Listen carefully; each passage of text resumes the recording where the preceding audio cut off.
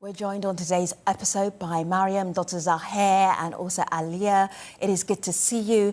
Welcome back, Doctor. Tell everybody and remind everybody who you are and what you do.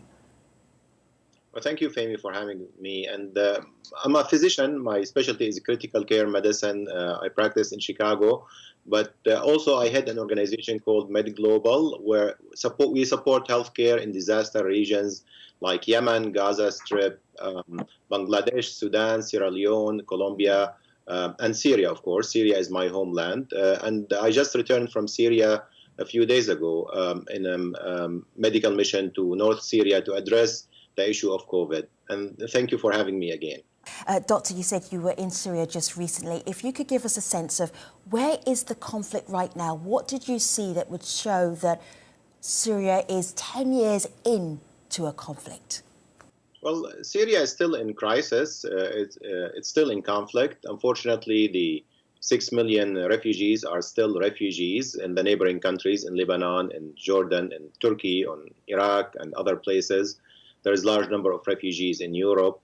The displaced people in Syria are still displaced. Half of the population, 11 million people, are displaced. I was in Idlib province, which is controlled by the opposition, and it has 4.2 million people. Half of them have been displaced from other regions in Syria, from Hama, from Homs, Deir ez-Zor, Dar'a, Damascus, Ghouta, and other places, Aleppo, of course. And there's no future for them. 1.2 million of them live in camps. Intended camps, 1,250 camps. I visited one of the camps, met with a child. Her name is Asma. I met with her also last year at the peak of the displacement. She was displaced with her family 7 times before she ended in a camp near Idlib city.